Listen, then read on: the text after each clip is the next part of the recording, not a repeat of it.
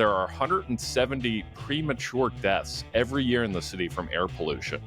We found a solution to deal with that, like sort of accidentally through work from home, and we're deciding, nah, you know what, we don't want that. I don't understand why politicians and, frankly, corporations seem to use sticks all the time. Like, you must come back here instead of being like, it's going to be great. Here's all the things that you can do, and here's how we're going to make it better for you.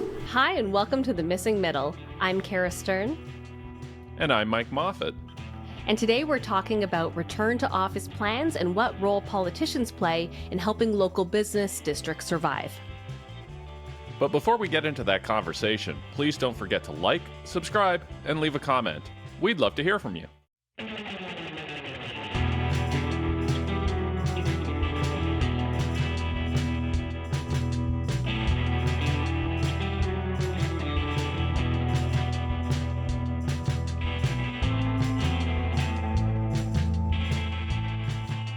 Recently, it was reported that the mayor of Toronto, Olivia Chow, met with some bank CEOs to discuss how to get more workers to return to the offices in Toronto's financial district, which has been pretty hollowed out by the pandemic and hasn't really fully recovered to what it was like beforehand. The obvious reason a mayor might want to encourage an employer to do this would be to help business owners who are having a hard time staying afloat past the pandemic. And the idea, is that office workers have to spend money in these surrounding businesses on their lunches, their coffee, if they're buying anything else while they're there. And on the face of it, it sounds pretty reasonable, but Olivia Chow got a lot of pushback for it. So let's start there, Mike. Why do you think people were so angry at her? I think they were right to be, particularly a progressive mayor. Because think about it, if you are a progressive politician, what are the things that you should stand for?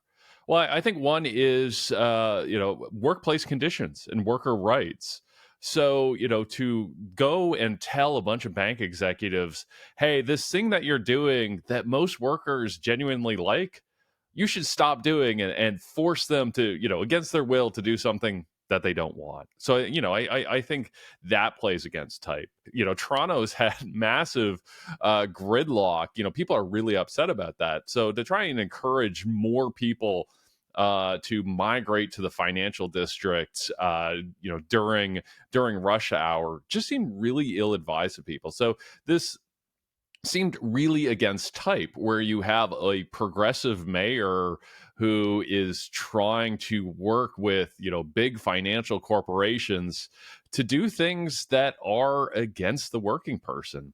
But I'm gonna flip that around. Like, why do you think there was such a big pushback to this? And the number one thing I think about when I hear things like this is climate change, where I think if you're a politician that likes to talk about the importance of climate change, and then you advocate to get people in the office 5 days a week when they don't need to be, it kind of goes against it. I can't take it seriously when you're saying, oh, well, let's hit our climate change targets, but also let's get all these cars back on the road. It'll be fine.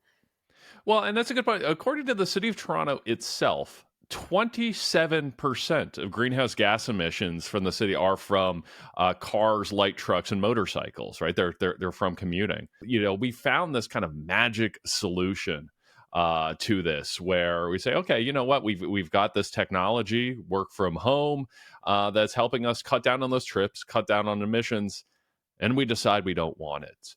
A decade ago, the city of Toronto estimated that there are 170 premature deaths every year in the city from air pollution.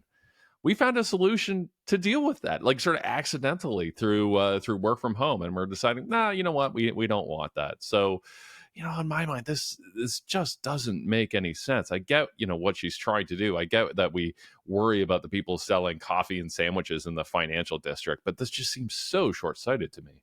I know, I'm like, can we just change what the downtown looks like a little bit, or change kind of what is the draw to get people down there, instead of just saying, well, we need to force people here because, it's not that great. They don't want to be here right now, but they have to do it anyways. Like, I don't understand why politicians and, frankly, corporations seem to use sticks all the time. Like, you must come back here instead of being like, it's going to be great. Here's all the things that you can do, and here's how we're going to make it better for you. The other part of this that seems kind of like unfair is that there's so many people who have moved outside of city centers because they can't afford to live in the city center, or even anywhere that's kind of reasonable commuting distance for 4 to 5 days a week. We know that there's lots of people who have moved to places, we talk about it all the time, around like Guelph and London and Waterloo and of course Hamilton, like places that the commutes can be pretty brutal, but it's like they can't, their wages haven't kept up with inflation. They haven't been able to keep up at all with what homes cost in the city. So people move farther away, and a lot of them have moved assuming that they're going to have a job that's, let's say, like, if they're in the office once a week or twice a week, they can stomach that commute, but they can't do it 5 days a week.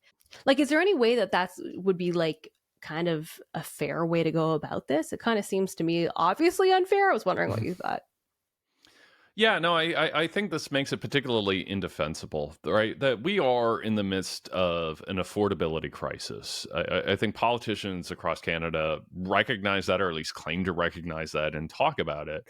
So this idea that then we should, encourage more people to, hop in the car, pay gas, pay parking, go downtown, buy a coffee, buy a sandwich, that kind of thing. With money, many of them don't have. So, you know, for again, a progressive politician to sort of be encouraging, what essentially is a drop in real wages for people, right? She's not saying, oh, by the way, big bank, yeah, get people back in the office and pay them 10% more.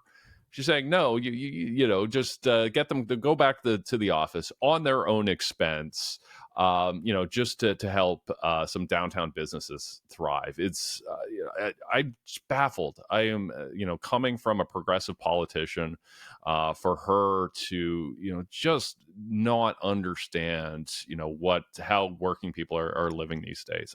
I truly don't understand it. And I think it's a big thing to see a lot of, like, it's a very big privilege to be able to work from home even a couple days a week. And there's not everyone can do that. But I also think, yes, I know that there are some people who are like, well, if I have to be in the office, why shouldn't everyone be in the office? But also I think the people who have to be there, or the people who have to work on site and construction sites, like their commutes are probably a lot better without having all the people who don't need to be there off the roads for several days of the week, right? Like that must have Yeah. improved their life in some way. Does the city rely on money from commuters who are coming in, like from the suburbs? Do they count on those tax dollars and just like all the money that they would spend in Toronto? How important is that to the city? Yeah, so I mean, there is something to that, right? Where again, these people are spending money, and I think the bigger concern that the city has is the value of office space downtown, right? If you have all this empty office space, is not nearly as valuable. The city's going to get less property tax revenue from that. So there are legitimate concerns here, but I'd also point out that there's also a reduction in expenses, right? We don't have to widen as many roads if we have, fewer people commuting downtown. We don't have to design our transit systems so that, all the traffic flow is happening at certain hours of the day, right? You can, you can have your buses and streetcars and on a more sort of regular schedule. So yes, there is a revenue decline, and I get why they're worried about that. But in the long run, there's also an expense decline, and I think cities often miss that. So and talking about that office question, we know that Toronto's office vacancy rate is somewhere between 17%, which is massive. Normally it's about like 2 to 3%. And a recent viewer, Curran Devlin, wrote to us at Missing Middle and asked how easy it would be to convert unused office space into apartments. Do you think this is a viable alternative to mandating people back into the office to jobs they don't want to go to? Should we be reimagining our city with these changes? I have like a couple of thoughts on it that are maybe a little competing, but like there's the one part of it that's, the housing affordability. If this can be a way to get supply on the market in buildings that are already built that need to be retrofitted, if it's possible to do so, which I know it isn't always feasible, but if they can do that, like that sounds pretty great. I mean, right now there's a lot of areas of the city, especially where it's mostly offices, that are pretty dead in the evenings. Like there's not much happening, and it'd be pretty cool if people can move into those areas and like revitalize it in some ways. And also, it'd make a lot of sense if they're not being used for offices. why not make them homes when we really, really, really need homes? Um, at the same time, like, I would worry a little bit about where the offices are being converted, because I know that there are parts of the city that have offices that are kind of rare to have offices in. And I like the idea that not everyone has to commute to downtown, because like that makes it really hard for commuting purposes to get everyone downtown at the same time, especially with our transit system and our highways being as full as they all are. So when I think about, like, at one point, I remember there was a proposal to turn a business building at Yonge and Eglinton into a condo, and that there was like a lot of talk about that, of whether that was going to happen, and they didn't end up doing it, or there's a plan that I think it's going to be partly condos.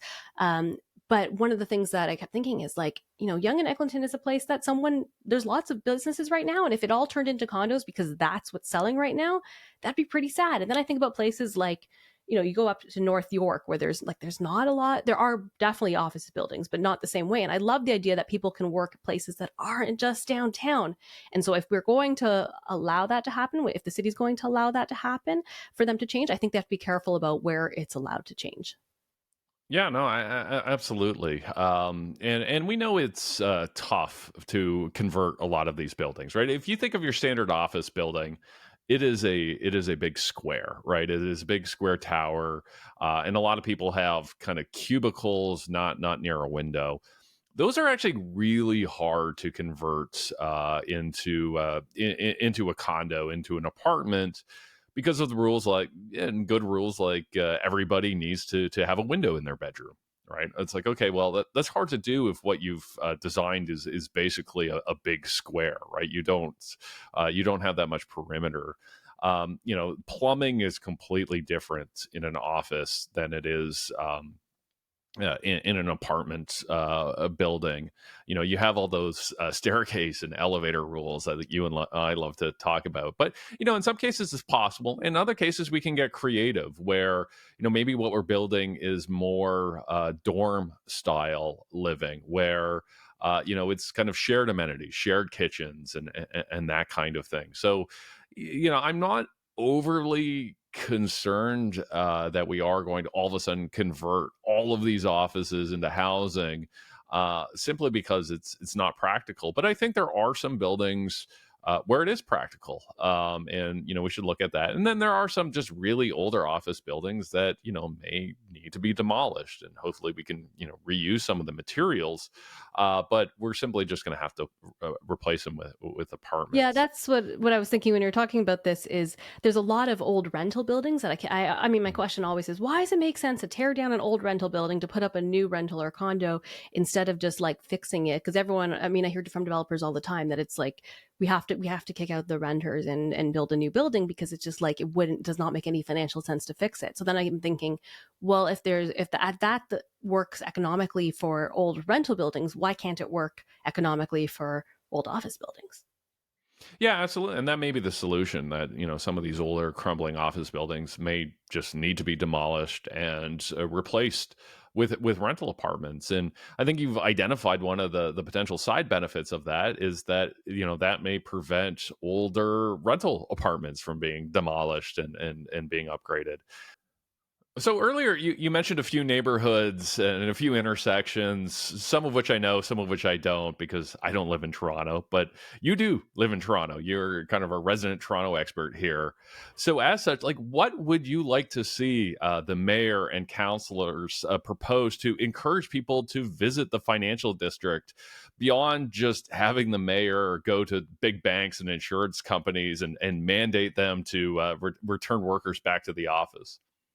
Well, I think that one of the things they could do is just look at, like, what are the places in the city that people love going to? Where do they flock to? And the places that I think about are, like, people love where they can walk a lot, where there's pedestrianized streets. And I know that's not something that everyone wants, but at the same time, it's pretty busy. Every time you have a street festival that closes down streets and people can walk around and buy things from stores there, think of Kensington Market does this a lot, every month, I think.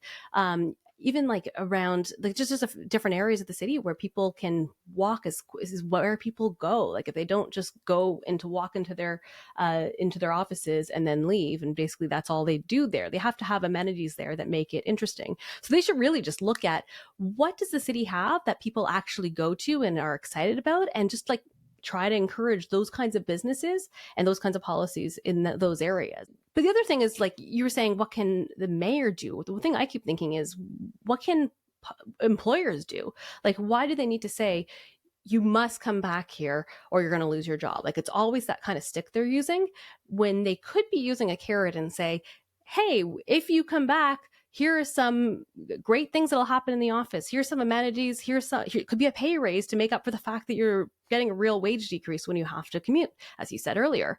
Like they could find ways that make it exciting and encourage people to come back, so that people are deciding to do that on their own, rather than saying, well, you have to be here 4 or 5 days a week or you're fired. Yeah, I think that's exactly it. And I particularly like the idea of trying to get people there beyond just 9 to 5, Monday to Fridays. As somebody, again, I don't live in Toronto, but I visit quite a bit. You go to the financial district like Sunday at 3 p.m. and it's like something out of a zombie movie. Like there's Yeah. nobody's there. And you go, okay, is this the best use of our infrastructure? Where really only the stuff gets used about 40 hours a week, and then the other 120, like not much of anything is going on.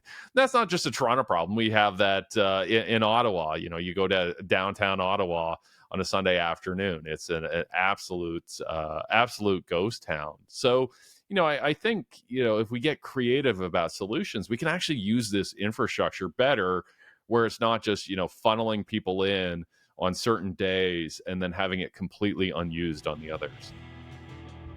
Thank you so much for watching and listening. And thanks as always to our producer, Meredith Martin, who thinks that if we just bring some public art into these areas, people will flock there like New York City. She's been on ever since she visited quite recently. She's been letting us know about how the public art is really what makes it great. So maybe listen to Meredith and we'll get some great public art in Toronto. Well, there you go. And if you have any thoughts about public art or questions about housing or economics, please feel free to send us an email at missingmiddlepodcast@gmail.com. And we'll see you next time.